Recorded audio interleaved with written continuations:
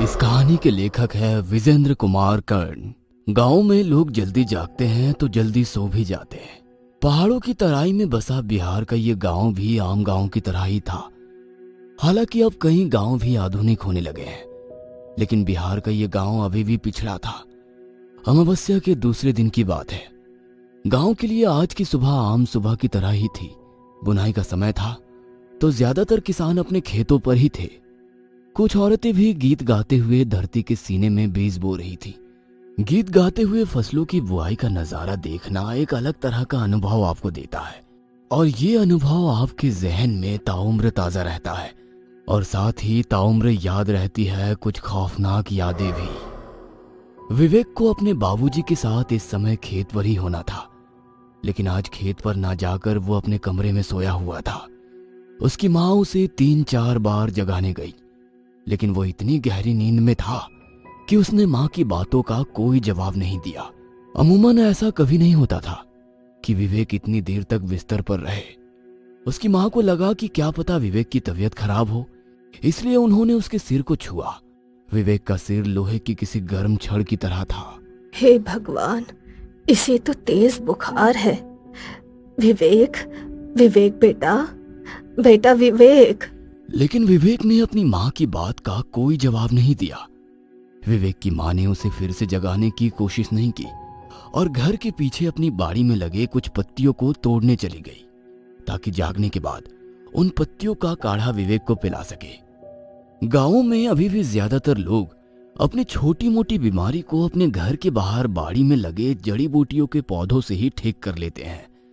विवेक की माँ ने उन पत्तियों को तोड़ा और फिर सिलबट्टे पर उसे पीसने लगी। पीसने के बाद ही उन पत्तियों को काली मिर्च के साथ पानी में उबाला जाता है, फिर रोगी को पीने के लिए दिया जाता है। बहुत ही आजमाया नुस्खा था ये। खटर खटर खटर की आवाज सिलबट्टे से आ रही थी और सिलबट्टे पर पड़ी वो पत्तियां धीरे धीरे उसकी रगड़ से पीसती चली जा रही थी। तभी विवेक की माँ के कानों में कुछ अजीब सी आवाज सुनाई दी। उन्हें ऐसा लगा कि कोई जानवर गुर्रा रहा है। विवेक की माँ भागी हुई घर के दरवाजे तक ये सोचकर आई कि कहीं कोई जंगली जानवर तो घर में घुस नहीं आया है। गांव में पहले भी कई ऐसी घटनाएं हुई है जिसमें पास के जंगलों से निकलकर कोई भेड़िया या चीता गांव के मवेशियों को उठाकर ले गया है। हालांकि ऐसी घटनाएं रात को ही ज्यादा हुआ करती थी। फिर भी एक अनचाहा डर विवेक की माँ को दरवाजे तक खींच लाया, लेकिन दरवाजा तो बंद था। उन्होंने राहत की सांस ली और फिर सिलवट्टे की ओर बढ़ने लगी। तभी उन्हें फिर से गुर्राने की आवाज आई, और ये आवाज विवेक के कमरे से आ रही थी। फिर से एक अनचाहे भय ने उन्हें घेर लिया और पल में ही ना जाने कितनी बातें उनके जहन में आ गई, और वो भागती हुई विवेक के कमरे की ओर गई। लेकिन जैसे ही वो विवेक के कमरे में गई, उनकी चीख निकल गई। विवेक की आंखें बिल्कुल चढ़ी हुई थी, उनका रंग सुर्ख लाल था और विवेक किसी जानवर की तरह गुर्रा रहा था। क्या हुआ बेटा, क्या हुआ? विवेक ने अपनी माँ की बातों का कोई जवाब नहीं दिया, उल्टा उन्हें अजीब सी नजरों से घूरने लगा और कहा, मांस, मांस खाना है, मुझे मांस खाना है। विवेक का पूरा परिवार शाकाहारी था। बचपन से लेकर आज तक उसने मांस खाना तो दूर, उसकी तरफ देखा भी नहीं था।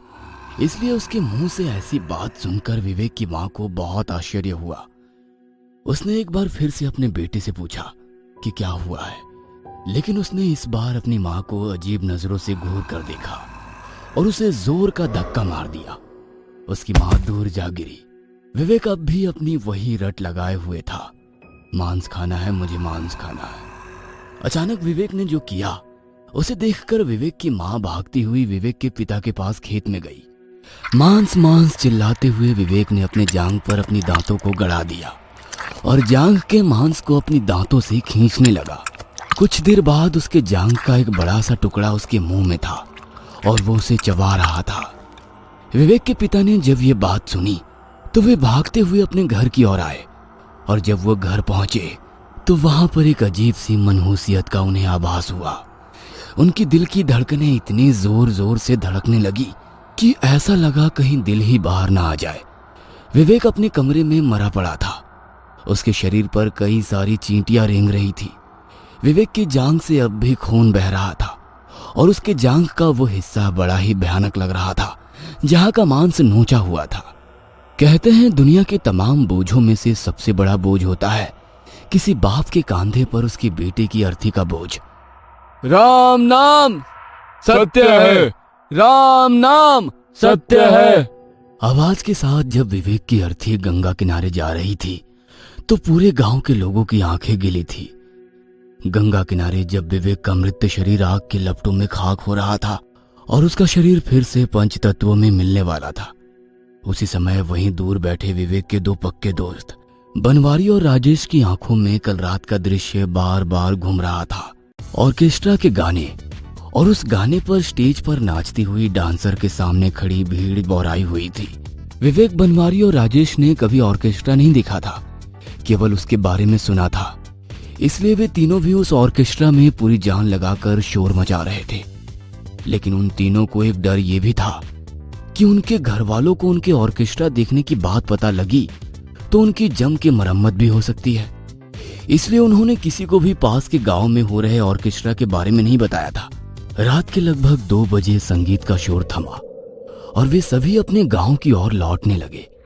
अमावस्या होने के कारण अंधेरा काफी घना था। राजेश के पास एक मोबाइल थी, उसी की रोशनी में वे आगे बढ़ रहे थे। रात में सांप बिच्छू के निकलने का डर भी बना रहता है, इसलिए वो धीरे धीरे और बहुत ही सावधानी से खेत की पागडंडी के बीच से गुजर रहे थे। एगो बात बोले बनवारी, आज हमारा गधा का जन्म छूट गया। आज हमने भी ऑर्केस्ट्रा देख लिया रे। हाँ, खाली ही वाला बात घर को पता ना लग जाए, और नहीं तो गधा की तरह दुलती भी पड़ेगी हमें। अबे पता कैसे लगेगा, हम लोग तो बताने से रहे। वैसे हम लोग रिस्क लिए तो मजा भी बहुत आया रे। जानते हो, वो नचनिया हमको बहुत पसंद आई। अगर हमको शादी करने के लिए बोले ना तो हम तो आंख मूंद के कर लेंगे उससे शादी। तभी बनवारी के आगे से एक काला सा सांप रेंगते हुए गुजरा, जिसे देखकर वे तीनों खामोशी से खड़े हो गए। बाप रे, अभी तो मेरा पैर इसी पर पड़ जाता। उस काली रात में उन तीनों को कोई देख लेता तो वो जरूर उन्हें भूत ही समझ लेता। रात के उस सन्नाटे में वो धीरे धीरे अपने घर की ओर बढ़े जा रहे थे। दूर से कुत्तों के भौंकने की और सियार के चिल्लाने की आवाज माहौल को डरावना तो बना रही थी, लेकिन तीनों साथ थे तो हिम्मत थी। तभी विवेक ने उन्हें कहा, भाई जोर से पेशाब लगा है, तुम लोग यहीं रुको, हम मूत कर आते हैं। विवेक राजेश के हाथ से मोबाइल लेकर थोड़ा सा दूर हटकर पेशाब करने लगा। बनवारी और राजेश चुपचाप खड़े होकर विवेक के आने का इंतजार कर रहे थे। पेशाब करते वक्त विवेक को दूर झाड़ियों से कुछ आवाज आई। वो आवाज कुछ औरतों की बुदबुदाने की थी। इतनी रात में यहाँ औरतों की आवाज कैसे आ रही है, ये सोचकर विवेक ने मोबाइल की टॉर्च की रोशनी उस तरफ फेंकी जिधर से वो आवाज आ रही थी। मोबाइल की उस हल्की रोशनी में विवेक ने जो देखा, उसे देखकर उसकी चीख हलक में अटक गई। वहां 3-4 औरतें काले कपड़ों में बैठी हुई थी और वे किसी पात्र में कुछ खा रही थी।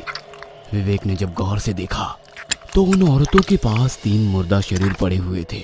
उसने उन मुर्दा शरीर की ओर और भी गौर से देखा तो एक शरीर तो उसका ही था, बाकी उसके दोनों दोस्तों के। वो चिल्लाते हुए वहां से भागा। बनवारी और राजेश ने जब उसकी आवाज सुनी और उसे तेजी से अपनी ओर भागते हुए देखा तो वे समझ गए कि जरूर वहां कोई जंगली जानवर है। वे तीनों बदहवास से भागते रहे। रात का सन्नाटा अब सन्नाटा नहीं रहा, वो तो उनके पैरों की आवाज और लुहार की धौंकने की तरह चलती उनकी सांसों की तरह हो गया था। लगभग 1 किलोमीटर भागने के बाद विवेक का पैर उसके पैरों में ही उलझ गया और वो नीचे गिर पड़ा। शायद उसके दोनों दोस्त आगे निकल गए थे। जमीन पर गिरे विवेक की सांसें लड़खड़ा रही थी। तभी उसने देखा कि वे औरतें जो पेड़ के नीचे बैठी हुई उसके मुर्दा शरीर को खा रही थी, वे उसे लगातार घूर रही है। विवेक चिल्लाने की कोशिश कर रहा था, लेकिन उसकी आवाज तो लगता था किसी ने छीन ली है। विवेक असहाय सा उन औरतों को घूर रहा था और अपनी मृत्यु को करीब देख रहा था। तभी राजेश और बनवारी उसके पास आए। राजेश के हाथों में टॉर्च थी। वे दोनों उससे कुछ बोलते उसके पहले ही विवेक पिशाचनी पिशाचनी कहता हुआ बेहोश हो गया। पिशाचनी, ये नाम सुनते ही राजेश और बनवारी थर थर कांपने लगे। उन्होंने अपने दोस्त को वहीं छोड़ा और वहां से भाग गए। विवेक खाक में मिल चुका था। बनवारी और राजेश एक दूसरे की ओर घूर घूर कर देख रहे थे और विवेक की कल रात की उस बात को याद कर रहे थे। 2 बज गए हैं रात के। 4 साढ़े 4 बजे पूरा गांव जागना शुरू कर देगा। हम लोगों को उनके जागने के पहले पहुंचना है। हम कह रहे हैं शॉर्टकट से चलो ना। तुम पगला गया है का? हाँ, तुमको पता नहीं है कि शॉर्टकट वाला रास्ता के बारे में गांव वाले क्या बोलते हैं? अरे तुम भी ना पगला है एकदम। गांव वाले तो पुराना वाला कुआं के बारे में भी बोलते हैं कि उसमें लक्ष्मी चाची की आत्मा रहती है। हाँ, कभी देखा है कोई? अरे कोई देखा होगा तभी तो बोला होगा। तुम ये कहो ना कि तुम्हारा उस रास्ता से जाने से फट रहा है, क्योंकि गांव वाले कहते हैं कि अमावस्या की रात को वहाँ पिशाचनी लोग साधना करने आती हैं और आज अमावस्या ही है। विवेक तो उस रात खेतों में ही मर गया था। पिशाचनी ने उसके शरीर पर कब्जा कर लिया था और वो उसके घर बनवारी और राजेश की तलाश में गई थी। शमशान घाट में बैठे बनवारी और राजेश के दिमाग में एक ही बात घूम रही थी कि वे तीनों ही उस रास्ते से गुजरे हैं। उन तीनों को ही पिशाचनी ने देखा होगा। इसका मतलब मरने की बारी अब उन दोनों की है। उन्होंने ये तय किया कि गांव के बुजुर्गों को कल रात की पूरी बात बताएंगे। क्या पता उनके पास इस बात का कोई हल हो और वे उन्हें मरने से बचा लें। वे दोनों विवेक के पिता के साथ बैठे गांव के और लोगों के पास गए और कल रात घटी सारी घटना के बारे में उन्हें विस्तार से बताने लगे। जब वो कल रात की कहानी उन्हें बता रहे थे तभी शमशान घाट में 2 और लाशें आई। बनवारी और राजेश के पिता उन लाशों के साथ रोते बिलखते चले आ रहे थे। राम नाम सत्य है, राम नाम सत्य है की आवाज चारों ओर गूंज रही थी।